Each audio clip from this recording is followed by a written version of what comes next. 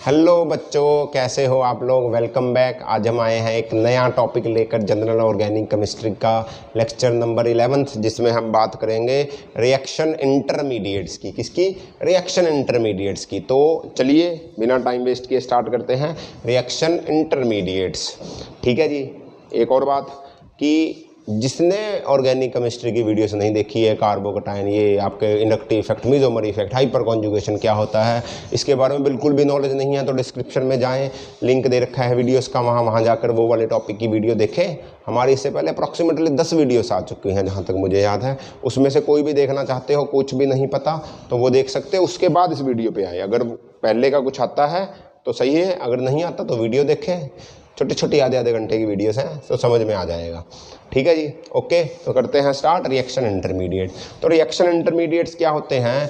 वो चीज़, वो product, reaction intermediates वो एक प्रोडक्ट है जो रिएक्शन होते हुए, जब रिएक्शन होता है दो कंपाउंड्स का, तो बीच में थोड़ी देर के लिए बनते हैं। जैसे मैं बोलता हूँ ए और बी ने रिएक्शन किया तो फाइनल प्रोडक्ट बना सी। तो जब ये फाइनल प्रोडक्ट बना तो ये फाइनल प्रोडक्ट बनने में कुछ टाइम लगा होगा। उस कुछ टाइम में कुछ और बना होगा थोड़ी सी देर के लिए, उसको बोलते हैं रिएक्शन इंटरमीडिएट। यानी कि रिएक्शन इंटरमीडिएट बहुत ही शॉर्ट लिव्ड स्पीशीज़ है। ये क्या करते हैं, एक रिएक्शन में 10⁻⁻6 सेकंड से लेकर फ्यू सेकंड्स तक कुछ सामान बनता है, कुछ चीज़ बनती है रिएक्शन में, और वो ख़त्म हो जाती है। उसके बाद फाइनल प्रोडक्ट बनता है। मतलब ये फाइनल प्रोडक्ट नहीं है रिएक्शन इंटरमीडिएट, ये बहुत ही छोटे टाइम के लिए बनती है। ओके, फिर इसके साथ कुछ और होता है और ये फाइनल प्रोडक्ट में तब्दील हो जाती है। इसको बोलते हैं रिएक्शन इंटरमीडिएट्स। इसको क्या बोलते हैं जी? Reaction intermediates. रिएक्शन इंटरमीडिएट्स बहुत ही शॉर्ट लिव्ड स्पीशीज़ हैं, बहुत ही शॉर्ट लिव्ड। कितनी शॉर्ट लिव्ड ये दिखा भी है, 10⁻⁻6 सेकंड, यानी कि 1 सेकंड का 10 लाखवां हिस्सा।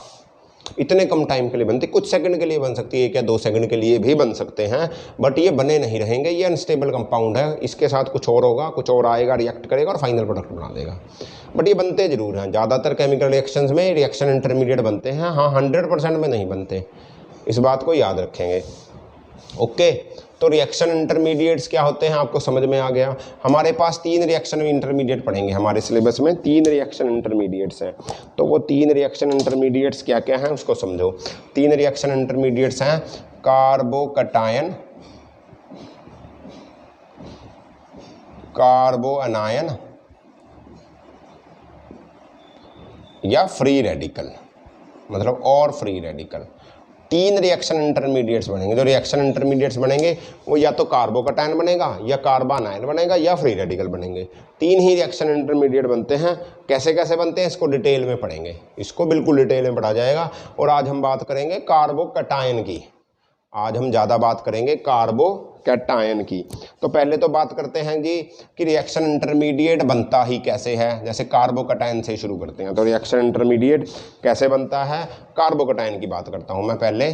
कार्बोकटायन, देखो एक और बात याद रखें, कार्बोकटायन को कार्बोनियम आयन भी बोलते हैं, कार्बोनियम आयन्स।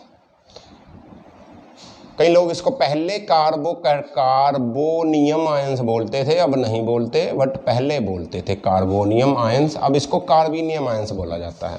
कार्बोनियम आयंस या कार्बोकटायन एक ही चीज़ है, घबरा मत जाना, दोनों एक ही चीज़ है। अब ये बनता कैसे है, देखो बनता कैसे है कि मान लो एक कंपाउंड हुआ मेरे पास, जैसे मेरे पास एक कंपाउंड है CH3Cl, सही है जी, CH3Cl।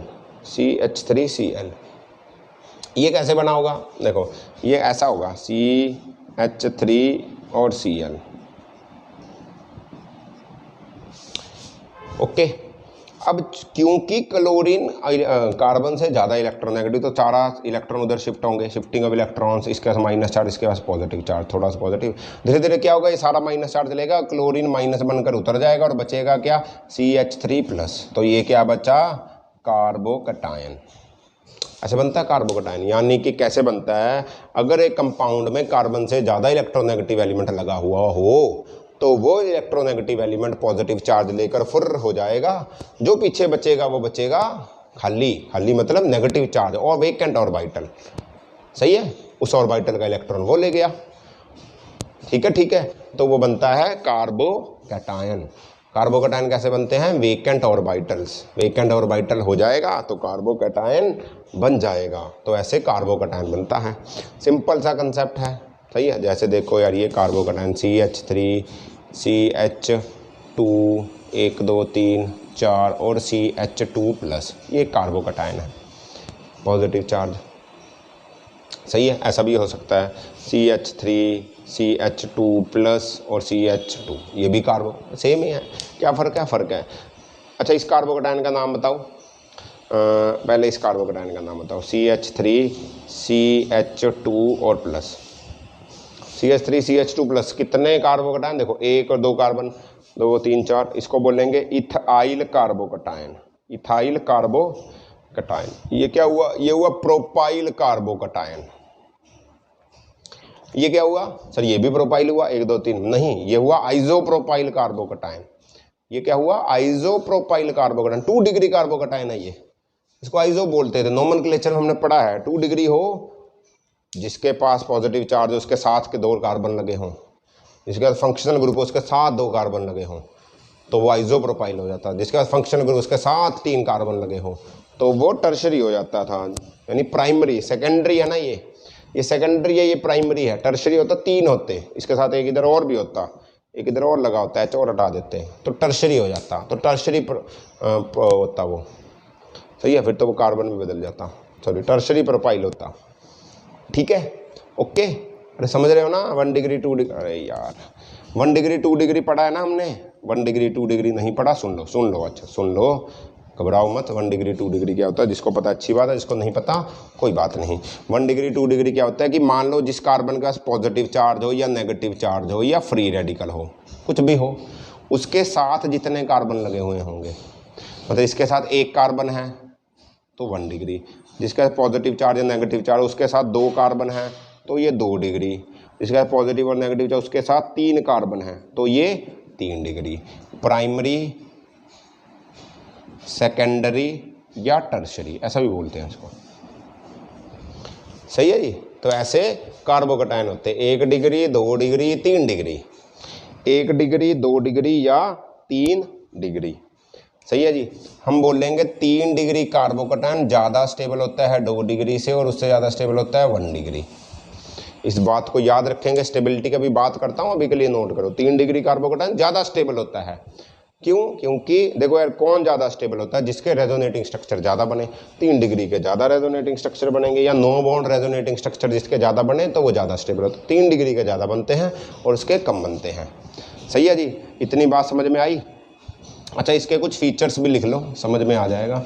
इसके कुछ फीचर्स लिख लो कार्बोकैटायन के, तो और क्लियर हो जाएगी बात। जैसे फीचर्स, करैक्टरिस्टिक्स मैं बोल सकता हूँ इसके, फीचर्स या करैक्टरिस्टिक्स कुछ भी बोल दो आप। फीचर्स क्या क्या हैं कार्बोकैटायंस के? सबसे पहला फीचर लिखो कि ये क्या होते हैं? इलेक्ट्रॉन डेफिशिएंट स्पीशीज़ हैं। ये क्या हैं? इलेक्ट्रॉन डेफिशिएंट स्पीशीज़ हैं। कौन? कार्बोकैटायन। दूसरी बात, ये बहुत ही शॉर्ट लिव्ड स्पीशीज़ हैं। शॉर्ट लिव्ड कितनी शॉर्ट लिव्ड? 10⁻⁻ सेकंड से फ्यू सेकंड्स तक बनते हैं, सही है। तीसरी बात, ये बहुत ही अनस्टेबल कंपाउंड है। ये क्या है? अनस्टेबल कंपाउंड है ये। अरे यार, ये अनस्टेबल हैं तभी तो फाइनल प्रोडक्ट नहीं कहते इनको। अगर स्टेबल होता तो यही फाइनल प्रोडक्ट होता। अनस्टेबल है, कार्बोकैटायन बना, ये स्टेबल नहीं है, तो किसी को ढूंढेगा, नेगेटिव चार्ज को ढूंढेगा और उसके साथ रिएक्शन करेगा, भाग जाएगा, खत्म हो जाएगा। तो ये अनस्टेबल कंपाउंड्स हैं, सही बात है जी। अगली बात, इनकी हाइब्रिडाइजेशन होती है sp2 हाइब्रिडाइज्ड है ये। जिसको हाइब्रिडाइजेशन नहीं पता वो जाए गूगल पर और लिखे हाइब्रिडाइजेशन सिग्मा कोचिंग क्लासेस, तो हाइब्रिडाइजेशन की वीडियो आएगी और उसको देखें ध्यान से, ठीक है जी। तो हाइब्रिडाइजेशन इसकी sp2 है, तो इसकी शेप क्या होगी? ट्राइगोनल प्लेनर, जो ट्राइंगुलर शेप होती है, ट्राइगोनल प्लेनर। क्या है इसकी शेप? ट्राइगोनल प्लेनर होगी इसकी शेप। और ये क्या क्या कर सकते हैं? ये कौन कौन से रिएक्शन कर सकते हैं? देखो, कार्बोकैटायंस या कार्बोनियम आयंस एलिमिनेशन रिएक्शन करते हैं, और एडिशन रिएक्शन भी शो करते हैं ये, और सब्स्टिट्यूशन रिएक्शन भी शो करते हैं ये क्या करते हैं? सब्स्टिट्यूशन रिएक्शन भी शो करते हैं। SN1 SN2 दो तरह के सब्स्टिट्यूशन पढ़ोगे आगे डिटेल में, तो समझ में आएगा। अभी के लिए इतना समझो, SN1 SN1 substitution, SN2 substitution, even elimination, E2 elimination बहुत ही बड़ा टॉपिक है, शायद +1 +2 में पढ़ोगे इसको, ठीक है जी। तो ये इसकी रही करेक्टरिस्टिक्स।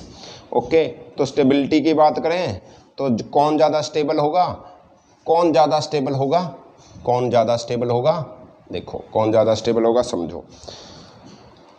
देखो स्टेबिलिटी में सबसे पहली बात करते हैं कि जिस कार्बोकटायन के पास रेजोनेंस होगी, जिस कार्बोकटायन के पास रेजोनेंस होगी, जिस कार्बोकटायन के पास हाइपर कॉन्जुगेशन होगी, जिस कार्बोकटायन के पास क्या इंडक्टिव इफेक्ट होगा, तो ये ज़्यादा स्टेबल होगा। देखो ऐसे स्टेबिलिटी होगी, V बन गया क्या ये, अच्छा कोई बात नहीं, ऐसे लिख देते हैं, रेजोनेंस ज़्यादा स्टेबल, हाइपर कॉन्जुगेशन और फिर इंडक्टिव इफेक्ट ज़्यादा कम स्टेबल।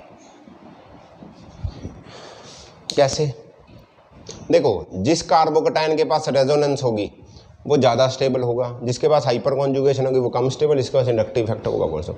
अगर 3 कंपाउंड दे दिए जाएं और तीनों के पास रेजोनेंस ही हुई तो कौन स्टेबल, तो 3 डिग्री वाला ज़्यादा स्टेबल, 2 डिग्री वाला कम स्टेबल और 1 डिग्री वाला। तीनों के पास हाइपर कॉन्जुगेशन हुई तो 3 डिग्री ज़्यादा स्टेबल, 2 डिग्री 1 डिग्री। तीनों के पास इंडक्टिव हुई तो ये स्टेबल, मतलब सबके पास एक ही इफेक्ट हुआ तो डिग्री वाला कंसेप्ट देखोगे। अगर इफेक्ट अलग अलग हुए तो जिसके पास रेजोनेंस वो जीत जाएगा, जिसके पास हाइपर कॉन्जुगेशन वो जीत जाएगा, इंडक्टिव सबसे लास्ट में रहेगा।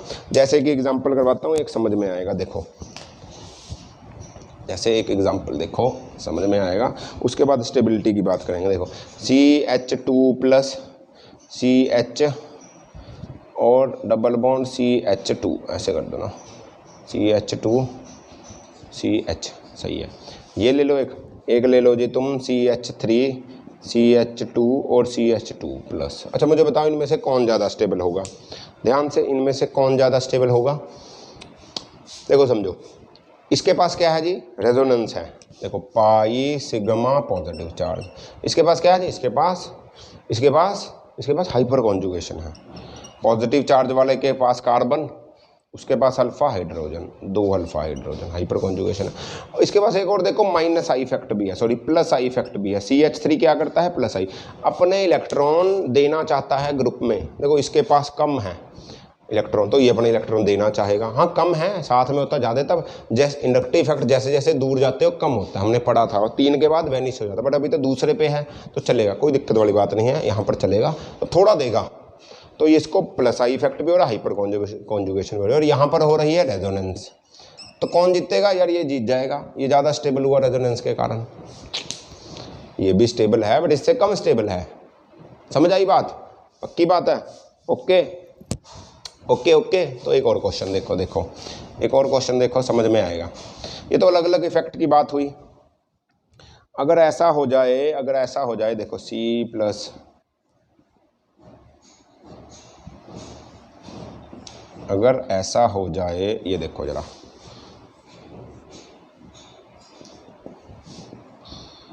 एक C प्लस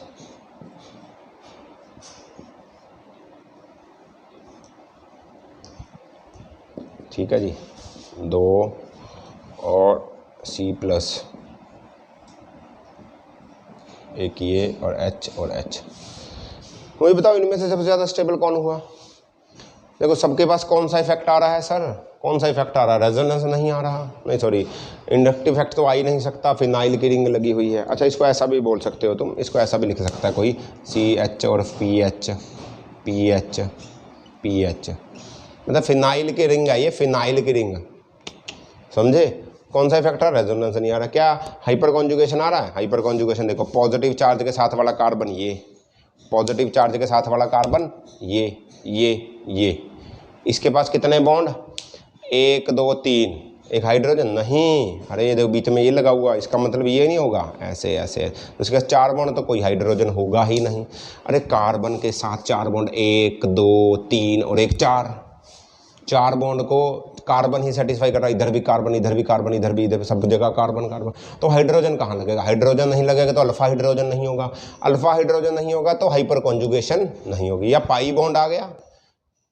अरे हाइपर कॉन्जुगेशन तो किसमें होती थी, सिग्मा बॉन्ड हो सारे के सारे, नो बॉन्ड रेजोनेंस, तो इसमें तो हो ही नहीं सकता, पाई बॉन्ड आ गया तो आई भी नहीं हुआ हाइपर कॉन्जुगेशन भी नहीं हुआ, रेजोनेंस हुई, pi sigma positive, pi sigma positive, pi sigma positive, pi sigma positive, pi sigma positive. But एक बार देखोगे तो ये 3 डिग्री है, ये 2 डिग्री है, ये 1 डिग्री है, तीनों के पास रेजोनेंस, तो जीतेगा कौन? ये और फिर ये। अरे पहले नंबर पे ए, फिर बी, फिर सी। ए मोर स्टेबल देन बी और सी। क्यों? 3 डिग्री है, फिर 2 डिग्री है, फिर 1 डिग्री है। समझ में आई बात? पक्की बात? चलें आगे। तो आगे पढ़ते हैं हम अगला टॉपिक, जो कि है स्टेबिलिटी ऑफ कार्बोकटायंस। देखो कुछ ग्रुप लिखवाता हूँ। देखो ये भी स्टेबिलिटी थी, बट इसके अलावा कुछ ग्रुप्स हैं, अगर वो ग्रुप्स लग रखे हुए तो आप वैसे ही स्टेबिलिटी बता दोगे, ऊपर से नीचे डिक्रीज होगी। ऊपर से नीचे चलेंगे जब हम, तो स्टेबिलिटी का ऑर्डर डिक्रीज करेगा। ऊपर वाला ज़्यादा स्टेबल, नीचे नीचे चलते रहेंगे तो स्टेबिलिटी का ऑर्डर डिक्रीज कर जाएगा। सही है जी। तो एक ग्रुप, ये ग्रुप लगे हुए तो स्टेबिलिटी आपको पता चल जाएगा। रेक्टिफिकेशन कर सकते हो, नहीं कंसेप्ट भी समझ सकते हो। देखो क्या करोगे, अगर कोई एग्जाम्पल आ जाए तो उसमें इफेक्ट देखोगे। अगर सब में सेम इफेक्ट तो डिग्री वाला से कंसेप्ट से बता देना कौन स्टेबल। अगर इफेक्ट अलग अलग तो रेजोनेंस जीत जाएगा, रेजोनेंस नहीं है तो हाइपर कॉन्जुगेशन जीत जाएगा। सही है। इंडक्टिव लास्ट में आएगा। ओके, तो चलो करते हैं अगला। हम स्टेबिलिटी का ऑर्डर लिखते हैं। ठीक है जी। तो स्टेबिलिटी का ऑर्डर है जी, ये नोट करिए। ठीक है जी। तो ये है स्टेबिलिटी ऑफ कार्बोकटायंस का ऑर्डर। आप ध्यान से देखोगे तो आपको पता चलेगा कि ये है फिनॉल ग्रुप। ये कौन सा ग्रुप है? फिनॉल ग्रुप है ना। हम इसको PH ऐसा भी लिख सकता हूँ, PH3C+। सही है, ऐसा लिखा दिख जाए, इसका मतलब C6H5 है। देखो सबसे पहले 3 डिग्री कार्बोकटायन ज़्यादा स्टेबल होता है। 3 डिग्री कार्बोकटायन ज़्यादा स्टेबल होता है। 3 डिग्री कार्बोकटायन के बाद आता है 2 डिग्री कार्बोकटायन, फिर आता है 1 डिग्री कार्बोकटायन। तो ध्यान से देखिए, तो ये 3 डिग्री कार्बोकटायन प्लस के साथ 3 कार्बन लगे हुए, फिर 2 डिग्री कार्बोकटायन, फिर आएगा 1 डिग्री कार्बोकटायन। बट आप देखोगे कि 1 डिग्री कार्बोकटायन आता है यहाँ पर, बीच में ये 2 एक्स्ट्रा भी आ रहे हैं। तो ये क्या है, आप जब देखोगे कि इसके जो रेजोनेटिंग स्ट्रक्चर हैं, इनके, इसका और इसका, इससे ज़्यादा बनेंगे। क्यों? अरे ये 3 डिग्री कार्बोकटायन है। देखो 3 डिग्री बेंजाइल कार्बोकटायन, या बोलोगे फिनाइल कार्बोकटायन, फिनाइल 2 डिग्री, फिर 1 डिग्री आना नहीं। बट हमने देखा क्योंकि रेजोनेटिंग स्ट्रक्चर इन दोनों के ज़्यादा है। अरे यार देखो ये 3 डिग्री कार्बोकटायन है, ये कैसा है? 3 डिग्री कार्बोकटायन है। और ये क्या है? ये तो CH3CO+ है। बट क्योंकि ये ऐसा कार्बोकटायन, देखो CH3C+ और डबल बॉन्ड O। सही, ऐसे तो बनेगा 2 3 4। तो इसके भी रेजोनेटिंग स्ट्रक्चर ज़्यादा बन रहे हैं। समझ रहे हो? तो ये पहले आएगा, उसके बाद ये आएगा, उसके बाद ये आएगा। चलो अच्छा, अगर ज़्यादा दिक्कत है आपको तो इसको भूल भी जाओ, इसकी ज़्यादा बात भी नहीं करेंगे हम पेपर में, ये ज़्यादा आएगा भी नहीं। ठीक है, अगर डाउट है तो छोड़ दो इसको। ठीक है, तो 3 डिग्री के बाद, 2 डिग्री के बाद ये वाला एल्काइल का 3 डिग्री कार्बोकटायन आएगा, फिर 1 डिग्री फिनाइल का कार्बोकटायन आएगा, उसके बाद 2 डिग्री इसका कार्बोकटायन, फिर ये आता है जी, क्योंकि इसमें रेजोनेंस है, पाई सिग्मा पॉजिटिव चार्ज, तो ये पहले आया। फिर ये सिंगल बॉन्ड है, इसमें हाइपर कॉन्जुगेशन है, ये पहले आया। फिर ये पाई सिग्मा, क्योंकि पॉजिटिव चार्ज इस पे है तो ये एल्कीन ग्रुप है, ये पहले आता है। उसके बाद आपका कहाँ गया, ये CH3CH2, यानी कि 1 डिग्री एल्काइल का कार्बोकटायन आता है। फिर ये डबल बॉन्ड वाला आता है, R is alkyl group. R क्या है? एक एल्काइल ग्रुप है। R एक एल्काइल ग्रुप है, मतलब कि देखो ये कैसे बनेगा, C के साथ है H, C के साथ H, डबल बॉन्ड है C, इसके साथ है H और इसके ऊपर पॉजिटिव चार्ज है। इसके 1 2 3 और इधर इसके साथ R, कोई भी एल्काइल, मान लो CH3 लग गया, तो ये ग्रुप है, ये ऐसा ग्रुप है। सही है जी। तो एल्काइल लगा तो एल्काइल ग्रुप तो इसको देगा, इंडक्टिव इफेक्ट शो करेगा। सही है, इंडक्टिव इफेक्ट शो करेगा। एक और बात देखोगे, यहाँ पर आपको वो भी मिल रहा है, पॉजिटिव वाले कार्बन के साथ वाला कार्बन 2 कार्बन, अल्फा कार्बन, इसके साथ हाइड्रोजन 3, यानी कि 4 अल्फा हाइड्रोजन। इसमें इंडक्टिव इफेक्ट भी है, हाइपर कॉन्जुगेशन भी, तो ये जीतता है। फिर आता है फिनाइल का कार्बोकटायन C6H5, फिनाइल ग्रुप में से सिर्फ एक हाइड्रोजन निकाल दिया गया, वो C6H5 बन गया। ऐसे देखो, ऐसे ये 1 2 3, तो यहाँ पर हाइड्रोजन लगा हुआ था, देखो सही है। तो इन्होंने क्या किया, यहाँ पर नहीं लगा हुआ था हाइड्रोजन, कहाँ लगेगा, 1 2 3 4, अच्छा 1 2 1 2 3, यहाँ पर से हाइड्रोजन को लगा हुआ था तो हमने उसको निकाल दिया। ये हाइड्रोजन नहीं, कुछ और लगा हुआ होगा, ज़्यादा इलेक्ट्रोनेगेटिव एलिमेंट होगा, कुछ क्लोरीन लगा हुआ होगा मान लो।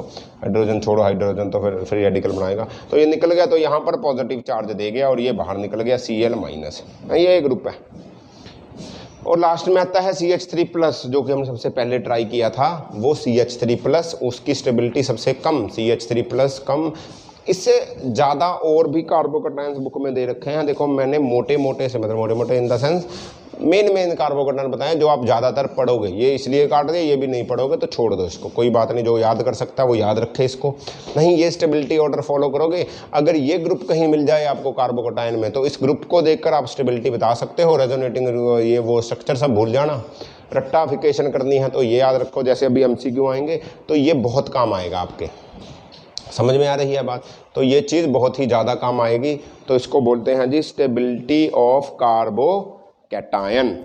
समझ में आई बात?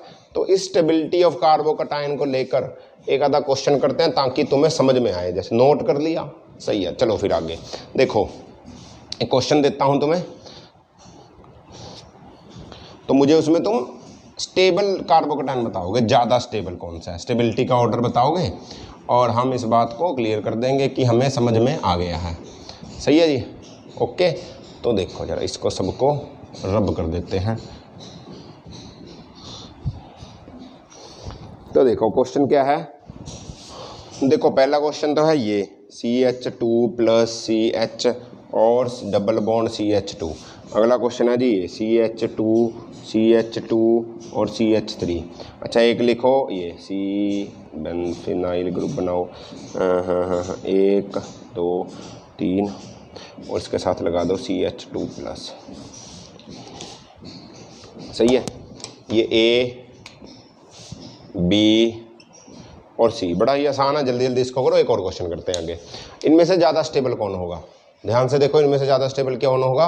पहले तो इफेक्ट समझो, मैं बार बार बोलता हूँ, इफेक्ट को समझोगे तो आपको स्टेबिलिटी का ऑर्डर पता चल जाएगा। देखो इसमें कौन सा इफेक्ट आ रहा है सर, इसमें आ रहा है मीजोमरिक इफेक्ट, यानी कि रेजोनेंस आ रही है इसमें रेजोनेंस आ रही है, पाई सिग्मा पॉजिटिव। सही है, इसमें देखो इसमें हाइपर कॉन्जुगेशन है, रेजोनेंस नहीं है, पाई बॉन्ड है ही नहीं, कोई पाई बॉन्ड नहीं है तो हाइपर कॉन्जुगेशन होगी।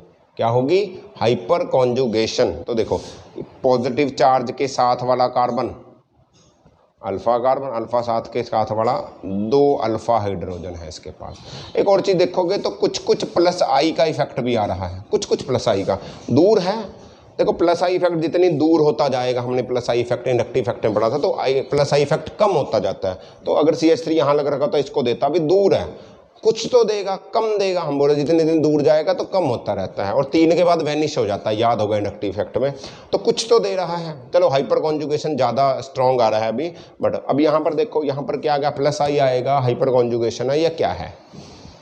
देखो हाइपर कॉन्जुगेशन को देखो, पॉजिटिव चार्ज के साथ वाला कार्बन ये, इसके पास कितने कार्बन है, एक ही कार्बन, और 4 बॉन्ड पूरे हो रहे हैं, 1 2 3 4, तो हाइड्रोजन तो होगा ही नहीं इसके पास, तो हाइपर कॉन्जुगेशन नहीं होगी। तेज तो नहीं बोल रहा, अरे यार यहाँ पर अगर कार्बन है, इसके कितने बॉन्ड, 1 2 3 और 1 4 बॉन्ड पूरे, क्या हाइड्रोजन लगेगी, नहीं लगेगी। चारों के चारों बॉन्ड कार्बन से सेटिस्फाई हो रहे हैं, तो हाइड्रोजन क्यों लगेंगी। तो इसके पास हाइपर कॉन्जुगेशन भी नहीं होगी। हाइपर कॉन्जुगेशन नहीं होगी तो हाइपर प्लस आई तो हो ही नहीं सकता, क्योंकि ये फिनाइल की रिंग है। फिनाइल की रिंग होगी तो क्या होगा, रेजोनेंस, और इसकी रेजोनेंस तो बहुत ज़्यादा स्ट्रांग होती है। अब आप बोलोगे इसके पास भी रेजोनेंस, इसके पास भी रेजोनेंस, तो कौन जीतेगा, कौन ज़्यादा स्टेबल, जिसकी रेजोनेंस ज़्यादा रेजोनेटिंग स्ट्रक्चर बना दे। तो सिंपल सी बात है, ये ज़्यादा रेजोनेटिंग स्ट्रक्चर बना, अरे यार तो 2 रेजोनेटिंग स्ट्रक्चर होते हैं इसके, तो ये इधर आएगा भाई, इधर पॉजिटिव पॉजिटिव इधर, इसके देखो इसके 5 रेजोनेटिंग स्ट्रक्चर बनेंगे। समझ में आई बात। तो जीतेगा कौन, स्टेबिलिटी ऑर्डर होगा C और A और B, ये रहा इसका स्टेबिलिटी ऑर्डर। पक्की बात है जी, ओके ओके ओके ओके, ठीक है जी। आगे चलते हैं, एक और क्वेश्चन लेते हैं। तो क्वेश्चन है जी, नोट करो,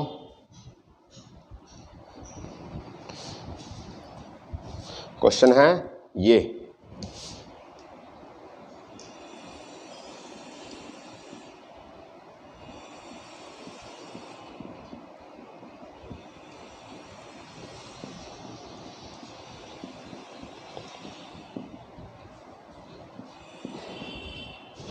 तो ठीक है जी, देखिए ये क्वेश्चन है, आप मुझे बताओगे किसमें ज़्यादा स्टेबल। देखो सारे कार्बोकटायन कहाँ है, कार्बोकटायन नहीं बन रहे क्या, अरे यार गलती हो गई।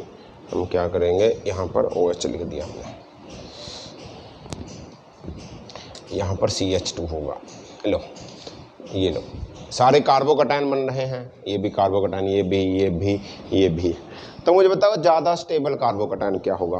देखो सबसे पहली बात इफेक्ट का पता करो, 3 इफेक्ट है हमारे पास, रेजोनेंस है ना, मीज़ो आप बोलोगे हाइपर कॉन्जुगेशन और इंडक्टिव इफेक्ट। जो ये ज़्यादा स्ट्रॉन्ग ये हुआ तो जीत जाएगा, ये होगा, इनमें से अलग अलग इफेक्ट हो गए। तो ये देखो अगर सेम ही इफेक्ट है सब में तो 3 डिग्री 2 डिग्री और 1 डिग्री। देखो अभी देखो क्या सब में सेम इफेक्ट है, नहीं। देखो इसमें देखो क्या हो रहा है, इसमें ना रेजोनेंस हो रही है, पाई सिग्मा पॉजिटिव। क्या हो रहा है इसमें, पाई सिग्मा पॉजिटिव, सही बात है, रेजोनेंस हो रही। क्या हो रही है, रेजोनेंस। अभी के लिए पहले देखो, पहले समझो, पहले डायग्राम को समझो फिर समझ में आएगा। यहाँ देखो यहाँ पर भी रेजोनेंस हो रही है, पाई सिग्मा पाई, सही है, यहाँ पर भी रेजोनेंस हो रही है, सही है। बट एक और चीज़ देखो, यहाँ पर नीचे NO2 भी लगा हुआ है, NO2 भी लगा हुआ है। NO2 क्या करता है, NO2 ग्रुप क्या करता है, -I इफेक्ट देता है, -I इफेक्ट देता है, मतलब इलेक्ट्रॉन्स को खींच लेता है, इलेक्ट्रॉन्स को खींच लेता है। देखो यार ये बॉन्ड, ये जब इलेक्ट्रॉन यहाँ उतरेंगे, ये जब पॉजिटिव चार्ज यहाँ जाएगा, ये इधर आएगा, शिफ्ट होगा, तो क्या करेगा, जो इलेक्ट्रॉन्स उतरते रहेंगे इसके पास पहले ही इलेक्ट्रॉन की कमी है, समझो यहाँ पर पॉजिटिव चार्ज होगा, रेजोनेंस शो करेगा, ये यहाँ जाएगा, पॉजिटिव चार्ज यहाँ आएगा, फिर ये पाई बॉन्ड यहाँ जाएगा, पॉजिटिव चार्ज यहाँ आएगा, और यहाँ से NO2 इलेक्ट्रॉन खींचेगा। यार इस स्ट्रक्चर के पास, इस कंपाउंड के पास तो पहले ही इलेक्ट्रॉन की कमी है और NO2 और माइनस इलेक्ट्रॉन खींचता है, तो क्या ये स्टेबल होने की कोशिश करेगा? हाँ, क्योंकि इसके पास रेजोनेंस भी है, बट अलग बात है इसके पास -I इफेक्ट भी आ रहा है, तो ये स्टेबल नहीं हो सकता इतना ज़्यादा, समझो। रेजोनेंस के होते हुए भी स्टेबल नहीं हो पा रहा क्योंकि ये इलेक्ट्रॉन को खींचेगा। इतनी बात समझे, बाद में देखते हैं। यहाँ देखोगे तो तुम्हें पता चलेगा कि यहाँ पर भी pi sigma positive charge, resonance अभी भी है। एक और चीज़ देखो, यहाँ पर इलेक्ट्रॉन की कमी है, पॉजिटिव चार्ज, तो इस पॉजिटिव चार्ज को देखकर एक और चीज़ होती है, ये जो OH ग्रुप है ये अपने लोन पेयर यहाँ उतार देता है, यानी कि अपने लोन पेयर इस ग्रुप में दे देता है, अपने लोन पेयर इस ग्रुप में देगा। अरे इसको इलेक्ट्रॉन की कमी, ये लोन पेयर इसको देगा, इसका कार्बोकटायन खत्म होगा, ये ज़्यादा स्टेबल होगा। अरे यार ये स्टेबिलिटी की तरफ जाएगा, ये स्टेबिलिटी की तरफ जाएगा, -M होगा या +M होगा, देखो चलो बाद में देखेंगे। वो रेजोनेंस हो रही है और ये लोन पेयर उतर जाएगा तो अपना इलेक्ट्रॉन देगा, सही है। यहाँ देखो अरे यार यहाँ पर भी ये पॉजिटिव ही है, कभी सोचो कि ये क्यों बना दिया, ऐसा ही तो होता है स्ट्रक्चर। तो यहाँ क्या होगा, यहाँ भी ऐसा ही होगा। अरे यार ये इसके पास इलेक्ट्रॉन कमी, बट क्लोरीन इलेक्ट्रॉन खींचना चाहेगा। क्लोरीन कैसा ग्रुप है, क्लोरीन एक -I का ग्रुप है, तो ये -I इफेक्ट देगा। तो ये कैसा इफेक्ट देगा, -I इफेक्ट। अब तुम समझ गए होंगे कौन सबसे ज़्यादा स्टेबल है, तो तुम अगर ध्यान से देखोगे तो सबसे ज़्यादा स्टेबल ये बन रहा है, इसका इलेक्ट्रॉन कमी और वो अपने इलेक्ट्रॉन देने की कोशिश कर रहा है, तो सबसे ज़्यादा स्टेबल हुआ जी C।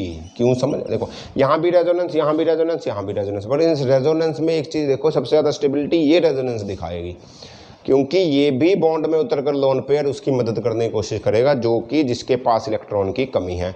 अब इसके बाद बताओ क्या होगा, अब ये रेजोनेंस और ये बची, ये तो एंड में आएगा, सही है, -I इफेक्ट, सही है।